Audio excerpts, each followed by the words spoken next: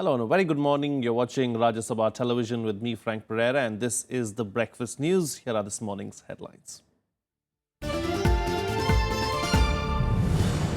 PDP to continue alliance with the BJP in Jammu and Kashmir but refuses to give deadline for government formation.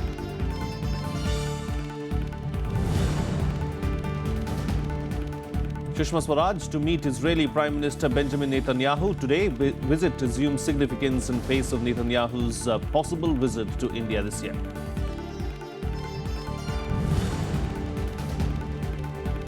Islamic State massacres dozens in Syrian city of Deir al-Zor. Syrian TV puts the number of those killed at 300.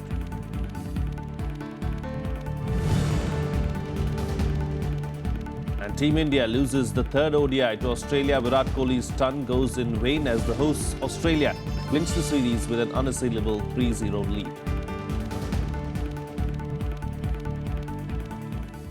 Well, the PDP on Sunday dropped broad hints about continuing its coalition with the BJP. This came after a 5-hour-long marathon meeting on Sunday.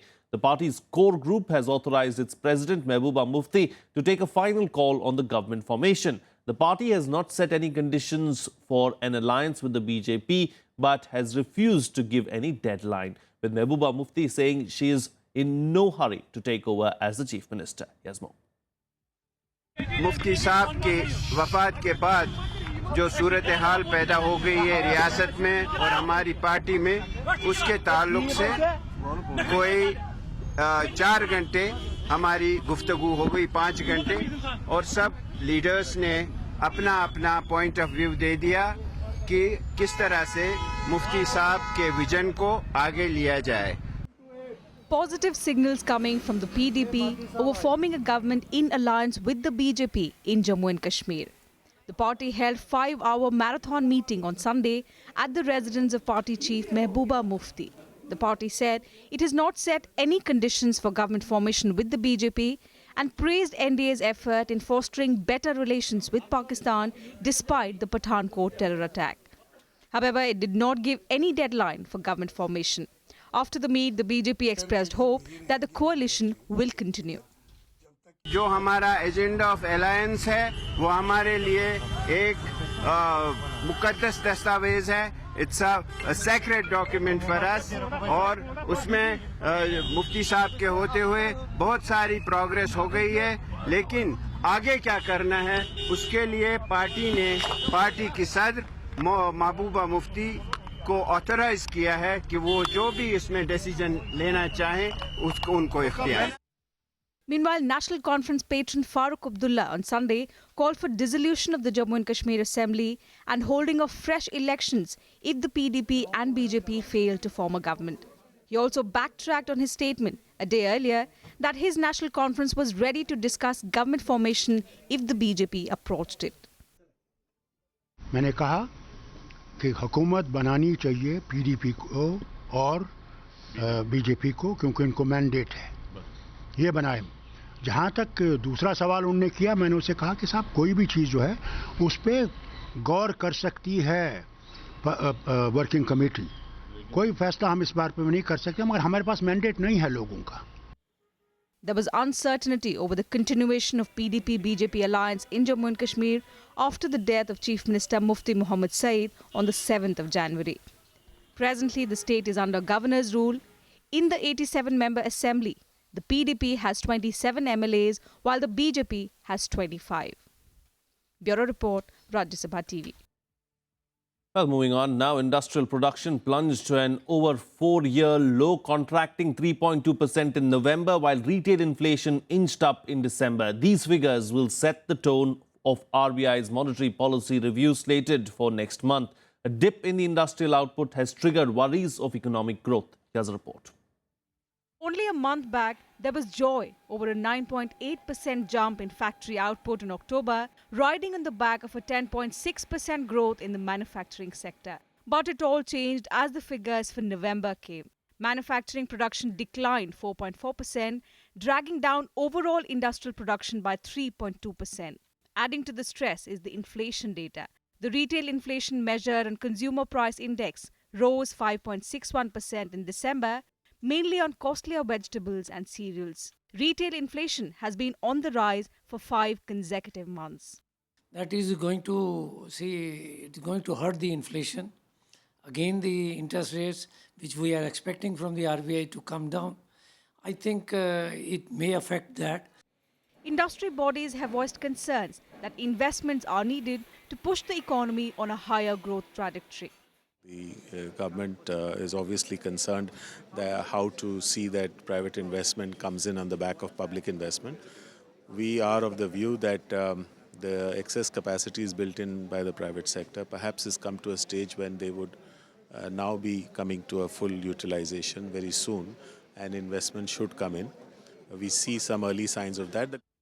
The government, however, has launched various initiatives to propel the manufacturing sector and reiterates its unflinching commitment to ensure ease of doing business. Make in India is an initiative. It aims at changing the mindset of the government, both at the center and the state, and making sure that doing business shall be an easier affair. It is progressing well, as a result of which our position in the ease of doing business ranking has improved.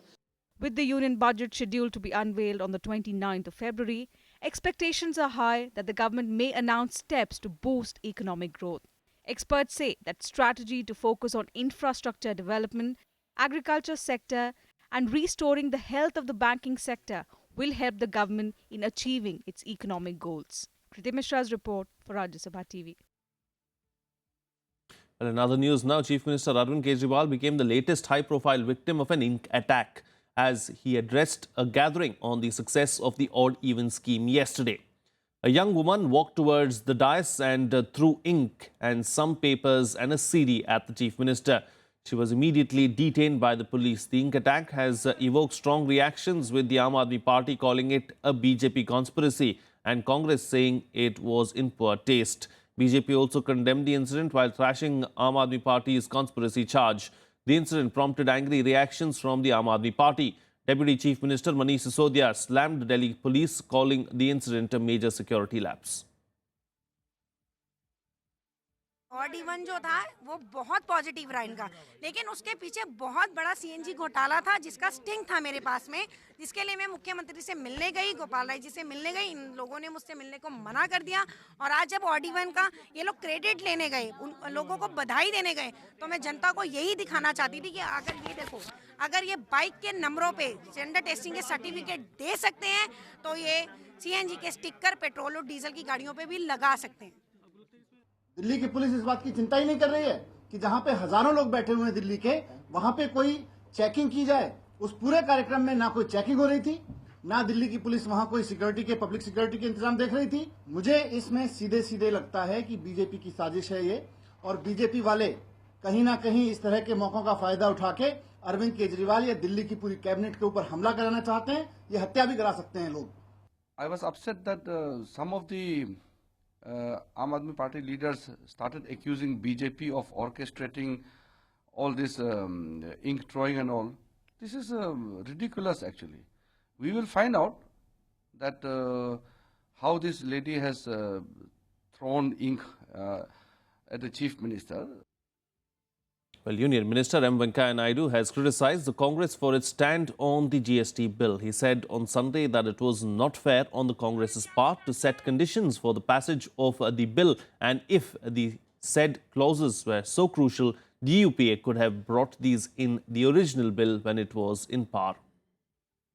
He said that nobody was in agreement with the condition of putting a cap on the taxes. The Congress first raised the issue during the meeting between Prime Minister Narendra Modi and Congress President Sonia Gandhi and former Prime Minister Manmohan Singh. The GST bill is stuck in the Rajya Sabha on account of the opposition raising several objections to it. The government has also expressed willingness to bring forward the budget session, although there is no decision on that yet. He suggested if the Congress party is willing to support the GST bill, we can even think of preponing the budget session also. But nothing concrete has emerged since then. Well, let's now take a look at what's expected to make news through the course of the day today in our segment, The Day Ahead. Prime Minister Narendra Modi will begin his two-day visit to Sikkim today. The Prime Minister will declare Sikkim as India's first fully organic state. Sikkim has converted around 75,000 hectares of agricultural land into sustainable cultivation. Modi will visit the Organic Horticulture Park at Ridge Park in Gangtok today and the Organic Agri-Produce at Saramsa on Tuesday.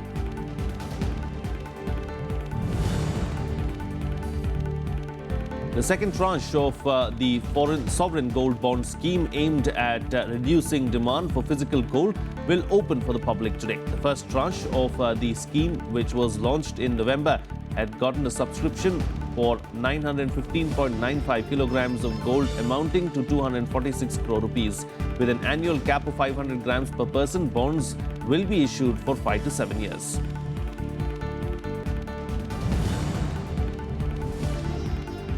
Delhi Chief Minister Arvind Kejriwal will chair a review meeting today to decide on the second phase of the odd-even scheme. At the meeting, the Delhi government is set to review the impact of the 15-day trial period of the vehicle rationing scheme. The government will also discuss other measures to make Delhi pollution-free.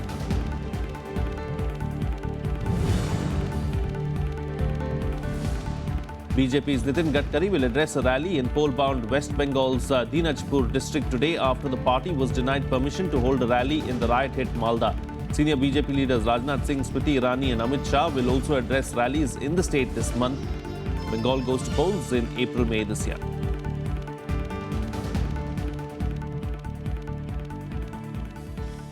Well, time for a short break now, but still to come. World leaders welcome lifting of sanctions as Iran implements nuclear deal.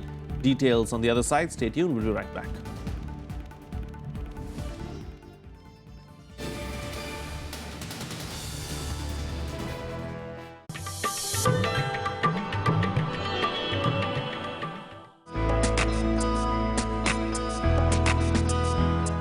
Gyan Chopper is the ancient version of Indian snakes and ladders. This intriguing game was popular among the old, the young, and the rulers as well. The chopper has its origin in the Jain philosophy. It tells the story of virtue. Each square, in turn, also narrates some message of wisdom.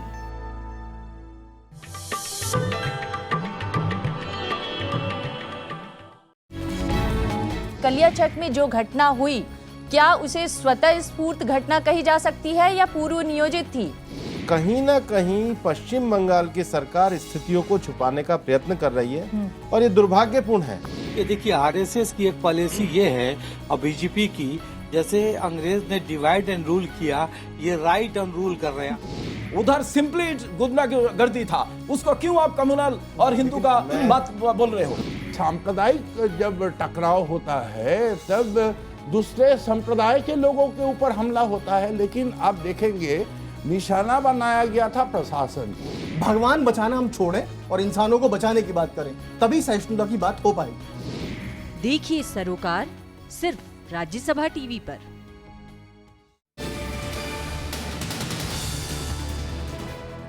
Welcome back. You're watching Rajya Sabha television. Well, Islamic State militants have killed dozens of people execution style in attacks on government-held areas in Syria's city of Deir al-Zor. Syrian TV puts the number of those killed at 300. The massacre is said to have occurred in the village of Begalia in western Deir al-Zor. The majority of those killed were elderly women and children. The Syrian cabinet has condemned the brutal and cowardly massacre that was committed. Syrian Prime Minister Wael al-Halki said the moral and legal responsibility for this cowardly massacre lies with all countries that support terrorism and those that fund and arm these groups that are against humanity as a whole.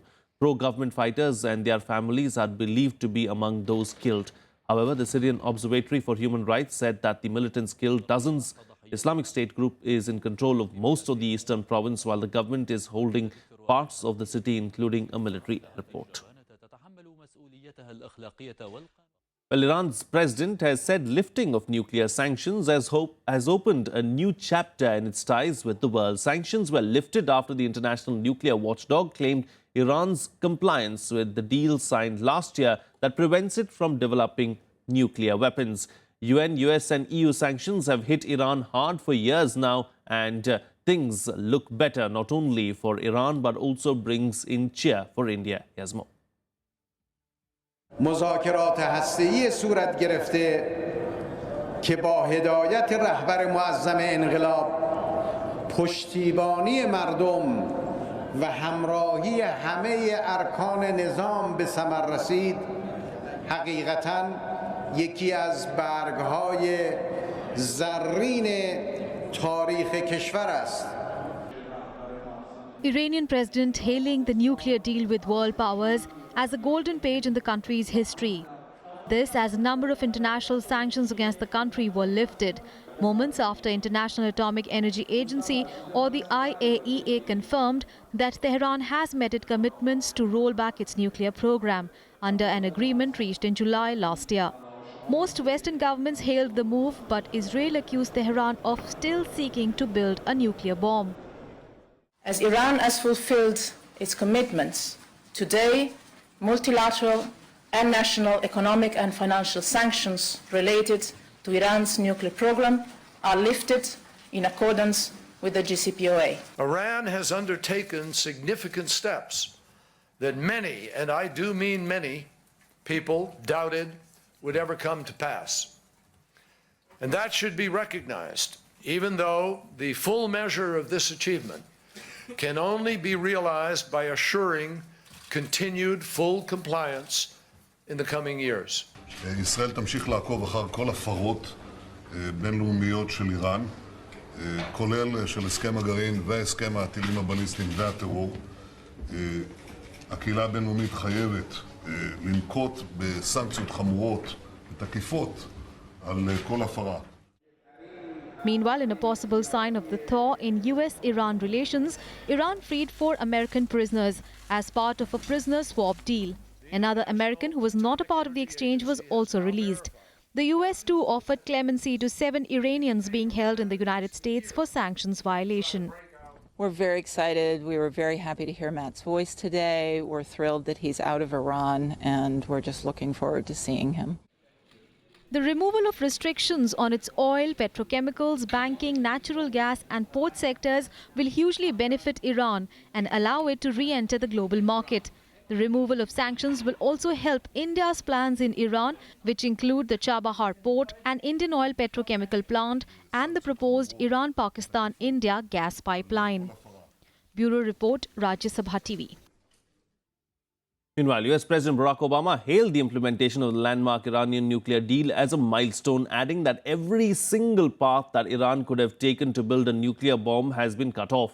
UN Chief Ban Ki-moon also welcomed the lifting of the sanctions on Iran, saying that the two countries should now cooperate on additional challenges to find a safer future. Let's listen in. We've now cut off every single path that Iran could have used to build a bomb. Whereas it would have taken Iran 2 to 3 months to break out with enough material to rush to a bomb, we've now extended that breakout time to a year. And with the world's unprecedented inspections and access to Iran's program, we'll know if Iran ever tries to break out. I commend the moves by the governments of both countries to improve ties. I hope that the parties now move to fully carry out joint comprehensive plan of action in good faith. Der Tag ist historisch, weil wir in diesen 12-jährigen Verhandlungen, die nicht nur unterbrochen, sondern über lange Strecken auch abgebrochen waren, wieder aufgenommen worden sind, weil wir in diesen 12 Jahren oft genug auch am Rande eines Krieges standen. Well, in more international news, now tension prevails in Burkina Faso as an Australian doctor and his wife have been kidnapped. It is still unclear if their abduction is related to Friday's Al-Qaeda attack in the capital, in which 28 people were killed. Burkina Faso is observing 72 hours of national mourning for the victims. Yes, more. C'est la première fois que nous sommes confrontés à ce genre de situation. Donc il y avait une grande peur. Il y avait une grande peur au début. Et aussi à la fin, au moment où il y a eu l'intervention des forces françaises et américaines.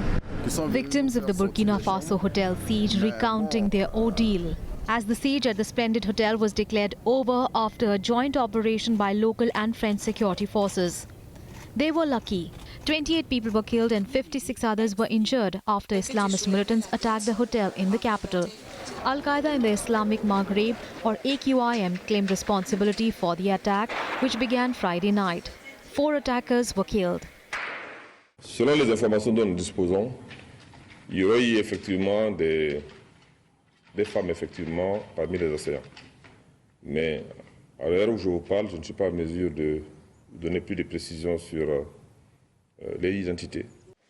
Meanwhile, people in Burkina Faso are campaigning for the release of an Australian doctor and his wife who were kidnapped on the same day as the attack in the capital. However, it is unclear if their abduction is related to the attack. The couple were running a clinic in the town of Djbo, which is near Mali border. Une alerte générale a été donnée aux forces de défense et de sécurité dans la zone pour les retrouver et capturer les auteurs de cet enlèvement.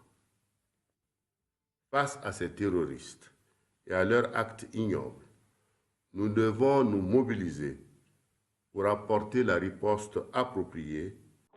The gun attack on the Splendid Hotel bore similarities to the attack on the Radisson Blu Hotel in Mali in November last year. Both operations were carried out by an Al-Qaeda group.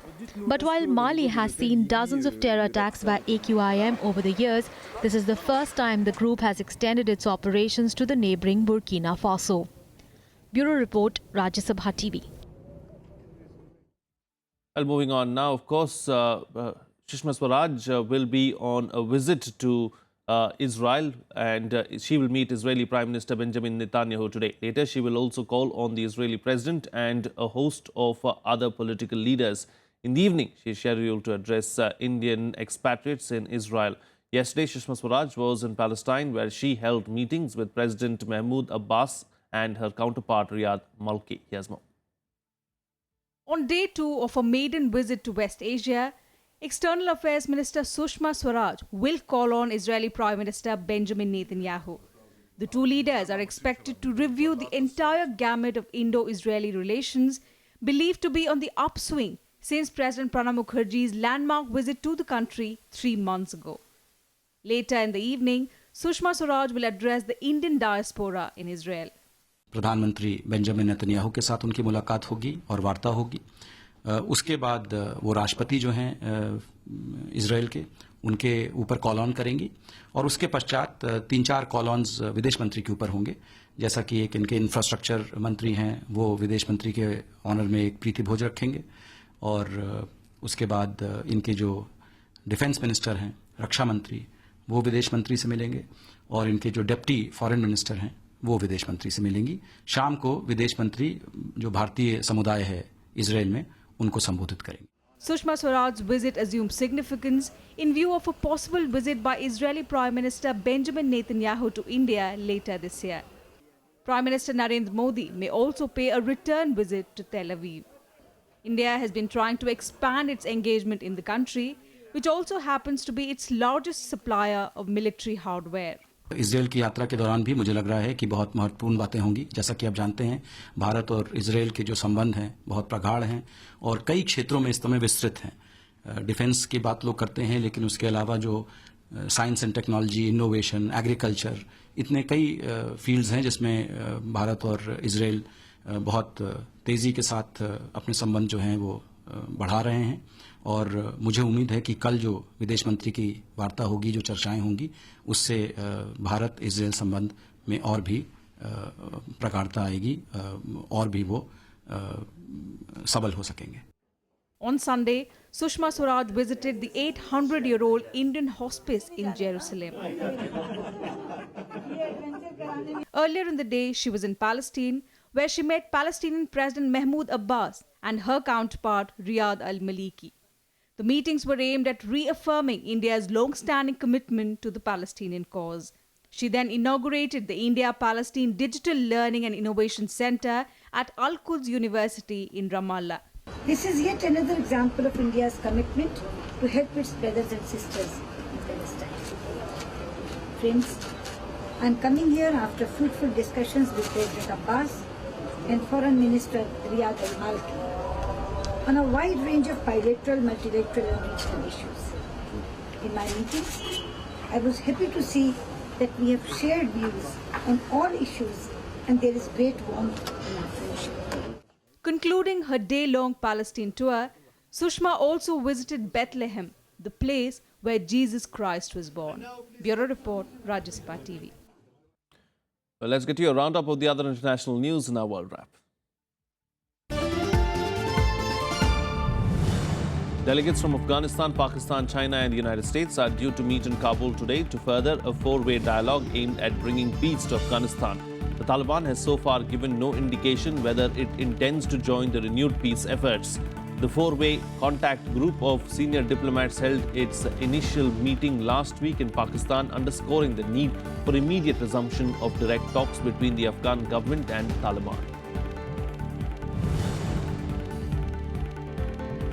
A suicide bomber killed 13 people in the eastern Afghan city of Jalalabad on Sunday. The bombing was at the home of a tribal elder where people had gathered to celebrate his son's release from Taliban captivity. The son was killed and more than a dozen others, including his father, were wounded in the attack. There was no immediate claim of responsibility. Tornadoes touched down in Tampa and Siesta Key in Florida on Sunday, killing 2 people and injuring 4 children. Severe storms came in from the Gulf of Mexico, tearing through a mobile home park and peeling roofs off several buildings. The storms dumped heavy rains and blasted strong winds across the state's central Gulf Coast, but conditions improved during the day. Let's shift focus to some sports news now. India's bowlers produced another sloppy performance in Melbourne on Sunday, allowing Australia to clinch the 5-match ODI series by taking an unassailable 3-0 lead. The hosts cruised to a 3-wicket victory in the third match despite a heroic century by Virat Kohli. India batted first to post a decent score of 295 for 6 in 50 overs. Virat Kohli scored a runner ball 117 en route to his 24th ODI century. But the century went in vain as India's bowling lacked teeth. Chasing the target, Australia never looked in trouble. They achieved it with 1.1 overs still remaining. Glenn Maxwell played a superlative 96 of 83 balls that had 8 fours and 3 sixes, as the Indian bowlers once again undid the effort of the batsmen. The fielding also left a lot to be desired. And they're running. If he hits, he's out. Here's a roundup of the other overnight sports news in our Sports Beat. Well, the first Grand Slam of the year, the Australian Open, kicked off in Melbourne today. The men's and women's defending champions Novak Djokovic and Serena Williams will take on their opponents in the first round. Roger Federer will also be playing his first round match today. Among the Indians, Yuki Bambri will play his first round match against Czech Republic's Thomas Berdych. Justice Mukul Mudgal, who was appointed observer for the India vs South Africa Test match at Delhi last month, will submit his report to the Delhi High Court today. Justice Mudgal was appointed by the court after DDCA moved court when the state government did not give the requisite permission to hold the Test match. Now the BCCI also wants Justice Mudgal to oversee the preparations for the ICC World T20, with Delhi set to host a number of games, including the marquee semi-final clash. Real Madrid trounced Sporting Gijón at the Santiago Bernabéu, putting pressure on Atletico Madrid and Barcelona at the top of the La Liga. The team's revival under Zinedine Zidane continues, as this was the French coach's second game in charge of his former side. The scoreline read 5-1 in Real Madrid's favour. That's it on this edition of the Breakfast News. Have a good day.